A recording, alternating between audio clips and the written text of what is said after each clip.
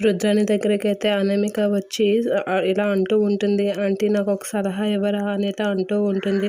ఎందుకు మళ్ళీ సలహా ఇస్తే నచ్చలేదని చెప్పి తిట్టడానికా అని అంటే, వర్కౌట్ అవుతే ఎందుకు తిడతాను ఆంటీ అని చెప్పి అనామిక రుద్రాణితో అంటూ ఉంటుంది.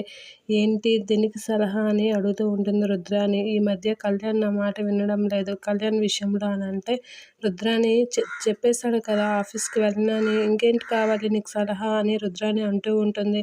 తన్ని నా వైపు ఎలానో తిప్పుకోవాలి నా మాట వినడం లేదు అనేది అంటూ ఉంటుంది. ఆ మాటకి రుద్రాణి దొరికింది గొర్రె, దీన్ని నెమ్మదిగా ఎలాగైనా నా చేతులతో ఆడించి దీన్ని ఇంట్లో నుంచి బయటికి పంపేయాలని చెప్పి ప్లాన్ చేస్తూ రుద్రాణి అలా ఆలోచిస్తూ ఉంటుంది. ఏంటి ఆంటీ ఆలోచిస్తున్నారు సలహా అడిగితే అని అంటూ ఉంటుంది అనామిక. ఆ మాటకి రుద్రాణి ఇదేంటి అప్పడం అనుకున్నావా ఏంటి, అడగగానే ఏప్స్ ఇవ్వడానికి సలహా ఆలోచించాలి కదా అని చెప్పి రుద్రాణి ఆలోచించి ఇలా అంటూ ఉంటుంది. కళ్యాణ్ ఎలాగో ఇంట్లో వాళ్ళ మాట వినడం మానేశాడు.